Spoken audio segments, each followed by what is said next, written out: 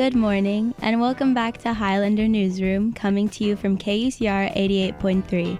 This podcast discusses articles and issues from the weekly edition of the Highlander newspaper at UC Riverside. I'm Brenda Jovel, Editor-in-Chief, and your host for today, joined by Production Manager Aedan Ferrara, News Editor Mata Elangovan, and Assistant News Editor Emyr Ortiz. Our lovely video editor Alex Lopez is also filming us right now. We will be on YouTube for the first time, so I hope y'all are looking very slay this morning. Thank you. It is very early. I do try. Apologies for my voice too, because I lost it around a week ago, so it will be cracking like a middle school child. But I want to ask y'all a very important question. When was the last time y'all went to the zoo? That's a wonderful question. Really bringing up thoughts of, childlike wonder for me. It's been a while. It has been a while, and I need to go back. I think it's been more than a year, probably. Oh. Too long. Too long. More than a year? It's been more than a couple years for me. I couldn't even put it in the ballpark, man. Oh. I do believe the last time I went to the zoo was during the mandatory second grade field trip, so it's been quite a minute. That's a very long time ago. You have us beat there, yeah. I went to the zoo in Colorado this summer, and let me tell you, that felt like a very long hike. My legs were gone by the end of the day. It's a very nice zoo. Very nice. But again, I've only been to San Diego Zoo, so I really can't say much about other zoos. But the one in Colorado was pretty nice. But this kind of leads into our first topic of discussion. We have our contributing writer, April Butler. She is a new writer for Highlander. And it's an opinions article entitled, "Pandas Leaving U.S. Zoos Are Another Sign of the Deteriorating Relationship Between China and Western Countries." Here, she discusses how, as U.S. and Chinese diplomatic relations worsen, China refuses to renew long-standing contracts, withdrawing all pandas from Western zoos. What do you guys think is China's motivation for ending this 50-year-long panda diplomacy contract? I just had two people look right at me, so I guess I'll get to it. The last time I caught up on this topic was about a few months ago when I heard news of two of the pandas being malnourished and mistreated at one of the United States zoos. One of them ended up dying, and the other one had yellowing fur, which was a sign of a disease. I do believe in the article that she addresses that was not the case, but that they were not mistreated was not the case. But I do think that China pulling out their pandas from these zoos is because the U.S. does ultimately not know how to treat them well. I don't think we have a great track record on zoos for pretty much any animal, really.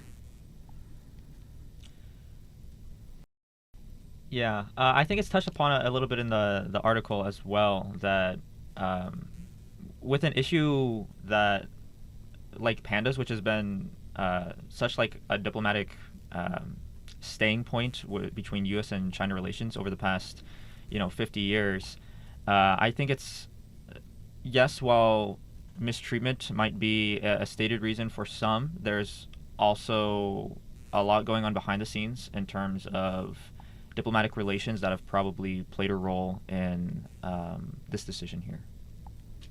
All right. And do you guys think that, is diplomatic animosity between the two superpowers the only motivation for the pandas' return home? Personally, I don't think diplomatic animosity is the only motivation for the pandas' return home. I do think it also has to do with social standing, because a lot of people did ask for the pandas to be returned to their rightful home, and yeah. And as Mata said earlier, I think there's definitely some problems with the treatment of the animals, and it's perhaps a humanitarian effort as well. Did you want to add something, Emyr? Right. I definitely do think that, treatment of the animals, again, is an important issue that was a factor here. But I believe in the article there is mentioned that even one Chinese governmental agency also agreed with the U.S. finding that there was not maltreatment in the terms of that specific panda that was mentioned earlier, who had yellowing fur, and that maltreatment was not the cause of that panda's death. And while there has been public pressure definitely for those pandas to return home, I do think that the state of U.S.-China relations have significantly altered over the course of the past couple of decades, to the point where it is clear that there are some issues at stake between U.S. and China in terms of, we had a trade war which continues to go on, where we have tariffs levied on China that were first levied by the administration of Trump, but have continued to this day. So it's not something that's exactly in the past, and these things create tension between these two economic powers, to the point that it would be interesting to see. I definitely would be surprised if diplomatic tensions, if economic tensions did not play a role in this change in a program that has long been seen as like, these pandas are in some way like ambassadors to the U.S. from China, because that's like how important of a role that they first played when they came over here and opening up Chinese diplomatic relations in the United States when they first came over, decades ago. Yeah, agreed. And do you guys think there's any way that U.S. and China can take any steps to rebuild their relationship? And do we as Westerners also, and this can be to pandas too, and specifically to other animals in zoos, do you guys think we're entitled to these animals to have them in our zoos here? I'm not entirely sure about entitled to any particular animal in a zoo. I think the principal reason for having zoos or for having animals in captivity of that form should be to protect them, especially when they're endangered. And I don't think there's any necessity to being able to, go 15 minutes down the road and see a panda in person, as opposed to, we have the internet now. If you really want to see a panda that bad, you can find a video from China of a panda. That's very true, yeah. The internet does wonders now.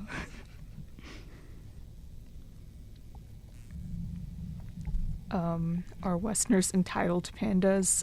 I certainly do think so. We do have a sense of, we've had the pandas since the 70s. They should continue to be here, but that should definitely not be the case.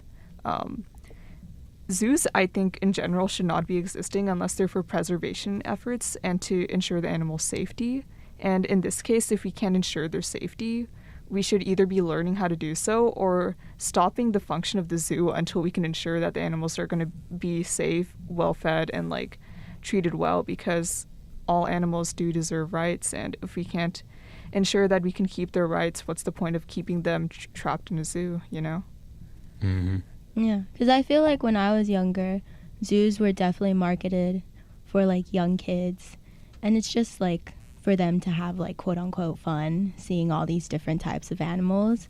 And yes, there are educational purposes to them at times, but I feel like, especially with recent news in the last few years, we're seeing that the animals aren't actually getting treated the way they deserve to be treated. But yeah. Anyone else? Emyr? Final thoughts on this titillating subject? I definitely agree, I think, with most of what's been said in terms of, I think in the United States we've kind of become to feel entitled to these animals, and in the culture that we have of, we always want the best and more in this consumer economy that we live in, and it's definitely super interesting to have a wide variety of animals in the United States to study and to look at and to preserve and that kind of thing. But again, the main goal here for these zoos, in many people's opinion, should be to preserve a species, to conduct research and that kind of thing in a humane manner, and to better understand the world we live in and that kind of thing, while again preserving life on Earth. And I don't think it's necessary for the pandas to be in the United States to do that. So if they go back to China, then I don't see exactly a giant loss for the American public on that front. All right. Strong way to end it. Thank you, Emyr. But now we will be moving on into a very completely different topic. We have actually my article covering the Blackbox review, which was a play from UCR Theater Department. And I titled it Blackbox, A Show You Will Never Forget, because truly it was, I believe, one of the best or top favorite shows that I've seen at UCR so far from the theater department.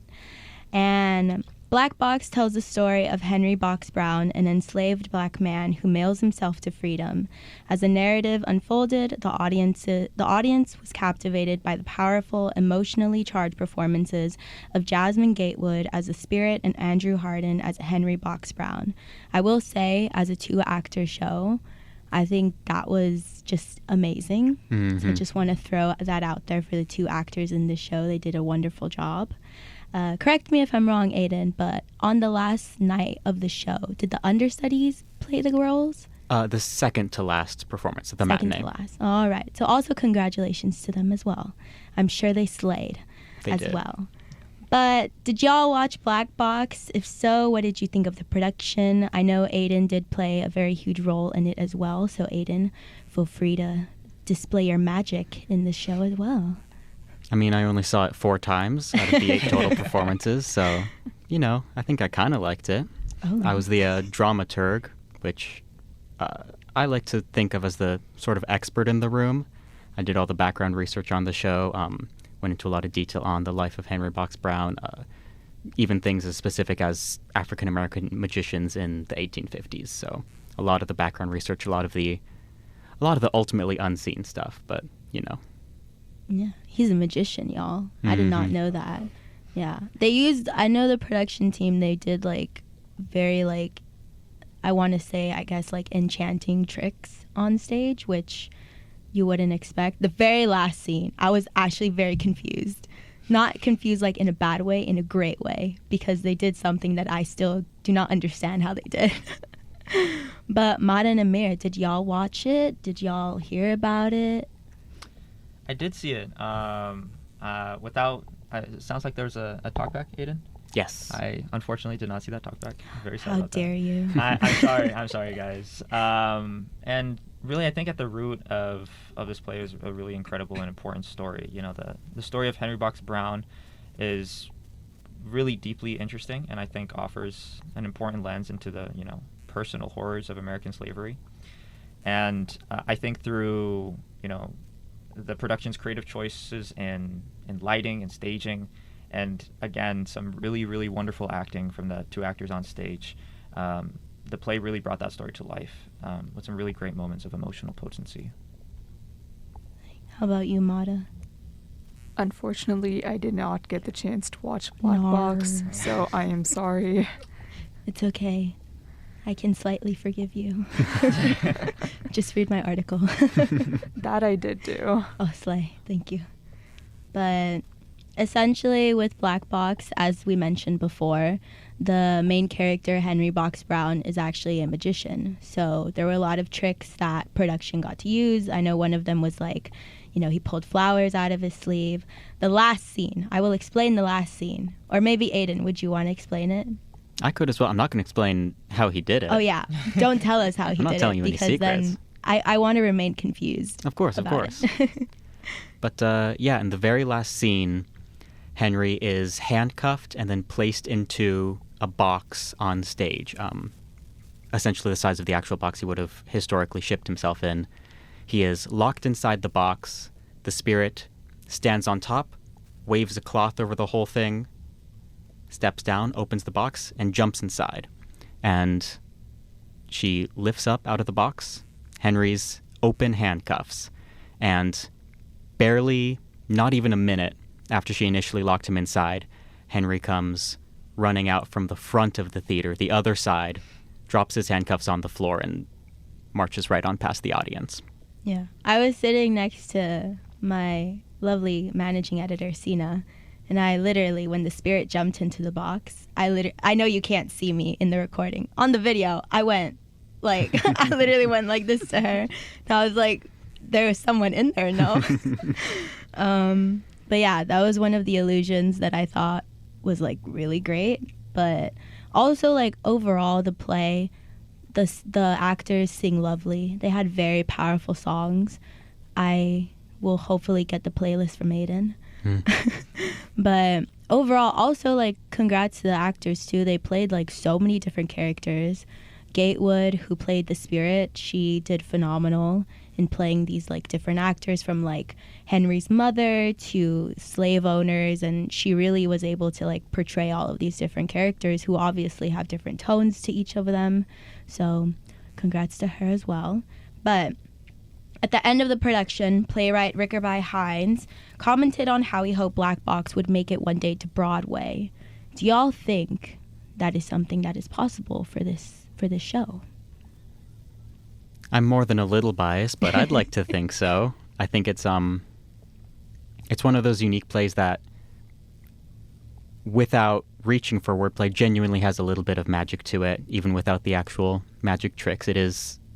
I think it really is something special. The way Rickerby is just such a good writer, and the way he manages to pull it almost verbatim from the actual autobiography written in 1851 and turn it into something that reads like slam poetry today is something incredibly special, I think.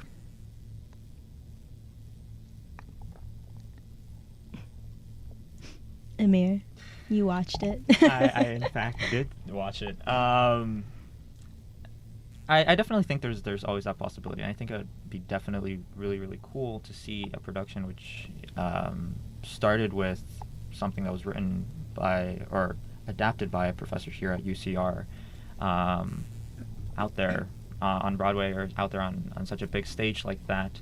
And the story, I definitely think, has that potential. It's a very engaging, very interesting, and very important story, the story of Henry Box Brown. I definitely think, like any play or any production, there's revisions to be done, and I had the opportunity to talk to Rickerby Hines just for a little bit after one of the shows, and he was talking about how he still has ideas for how to adapt the show moving forward, and how to change things, and adding more tricks or stuff. I don't want to put words in his mouth, but that's what I heard. But overall, it's really just an incredible story. I see a lot of potential in it, and it would be definitely interesting to see. I'm excited to see where this goes in the future. Slay. Mata, from what you've heard from us, what are your final thoughts? From what I heard from y'all, Blackbox sounds like a truly amazing play, and now I'm feeling major FOMO over not watching it. But from what you guys are all saying, I think it can definitely make its way to Broadway, and I sure hope it does that one day. Slayful. But we will be moving on to a fun topic. All of our other topics have been fun, but this one is a little funner. So, we have assistant features editor Maribel Gamez-Reyes, and it is a features article that she entitled Halloween Candy Choices, What They Reveal About You. So if y'all know, our lovely ops editor, Isabel Nakasoni, also does horoscopes. So this is kind of like horoscopes, but it's candy.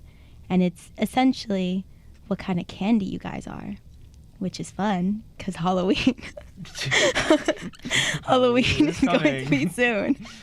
We are in spooky October. So, my first question for y'all. What is your fave Halloween candy? Candy corn. Oh my gosh. Oh my god, that was so fast. Candy corn. Why candy corn? Because it's just solid chunks of sugar, man. It's just solid chunks of sugar. That's very true. I said once to someone that I loved candy corn, and I got hated on. Yeah, it happens. It does happen. What are your thoughts on candy corn, y'all? Candy corn is definitely in my top 3 candies of all time. Okay, slay. Emyr, don't disappoint us. Listen, guys, I think there's so much variety out there and texture and flavor and choices for Halloween candy that, candy corn, I have no hate against it. I think it's a classic, safe choice, but I think that's what it is, guys. I'm sorry. It's a safe choice. It's a safe choice. Apologize. Aedan is like sitting right next to you. That's the meanest thing anyone has ever said. How dare you, Emyr? Aiden's the kindest soul. Wait, so what is your favorite candy then? Big fan of Almond Joy, which Go I know home. a lot of people dislike, but at least it's a bold choice, guys. Okay, the flavors out there, the flavors are I agree. fair. immaculate. I also like Almond Joy. Thank It's a you. good choice. Interesting. I appreciate it. I just don't like almonds. I'm sorry. Just take off the almonds and have the rest of it. Coconut and chocolate joy. I also don't like coconut. So what? do I'm you like evil like that. I'm sorry. Just sugar. I like sugar, yeah. I had a problem back then.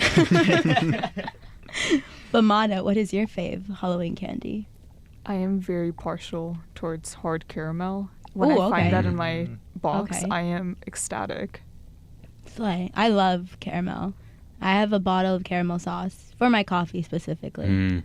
But what Halloween candy from the list of the let me start over.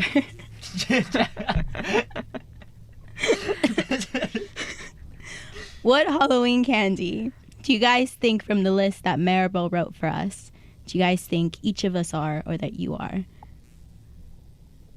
Well, And let me just say, let me pull it up really quickly. If you're Smarties, if you like Smarties, they're vibrant, bubbly, and they exude confidence. Airheads, head in the clouds. That doesn't mean you're dumb. That's what I initially thought when I read it. It means you're just very whimsical. Jolly Ranchers, minimalistic and nostalgic outlook on life. Sour Patch Kids, first you're sour, then you're sweet, sour, sweet gone. Laffy Taffy, you have a fondness for the sweet things in life. Nerds, you're someone who enjoys shaking things up. Reese's Pieces, you're probably one of the sweetest individuals around. Twix, your personality is a delightful mix of introvert and extrovert vibes. Three Musketeers, you're fearless, imaginative, and determined, and Snickers, you're the living proof of you're not you when you're hungry. So from what I have read, what will you guys characterize yourselves and us, each other?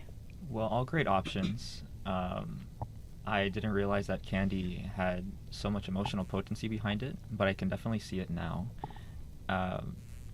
But I really don't want to start any drama, so I'm going to say that y'all are Reese's Pieces because, quote, you're probably one of the sweetest individuals around, guys. That's the safe choice. Yeah. He just doesn't want to have beef. I understand. I feel like Aedan could be Twix. Okay, I'll take that. I was looking at it and I was like, I might be Twix. I don't want to Slay. say that Okay, about myself, slay, but yeah. maybe. Because, like, you're quiet, but, like, I feel like when you're around the people you love, a.k.a. us, Yes, correct. you become extroverted. I'd like to think so. Yes. Mata? Are we still labeling Aedan as a candy? Oh, you can label anyone. Well- You could do me. Oh no. Okay. Let's see. You said not to say Jolly Ranchers, right? Outside. You know, if you think I'm a Jolly Rancher, that's your opinion. I'm Job gonna is gone, say, Mata. I'm gonna say you're a Snickers bar because certainly after eating lunch yesterday, you were a different person. Oh my gosh, yeah. So, just as a quick little story, we were in Prod yesterday, and we left. We were there from 9 a.m. until like 3 p.m., and we ordered burritos, and I was starving. We were all starving, Mm-hmm. and I turned into a different person after. I turned back into myself. So, you are right, Mata. You are right. Any final thoughts regarding this? Emyr, it looks like you have something to say. End us strongly. I think, guys, that at the end of the day, all candies bring people joy, and all candies have that sweetness to them. And no matter what candy you are, I think you always bring us a little bit of joy and a little bit of sweetness. So thank you guys. Aiden, I feel like you want to say something to that. I want to say something. I just can't imagine what I would say. I did ask him to end us strongly, so What more did you want? You did it, yeah. thank you for the closing. Thank you. You're welcome. Thank you, everyone, for listening to us, to our lovely voices. I hope we have graced your 8 a.m. morning on Wednesday, because I'm sure we have. Hope so. And with that, we are finished. If you'd like to learn more about the topics discussed today, please feel free to check them out along with the rest of the issue, all available on our website, highlandernews.org, or on our Instagram at the Highlander UCR. Thank you, everyone, for tuning in, and be sure to tune in next week right here at KUCR 88.3. Bye. Bye. Bye.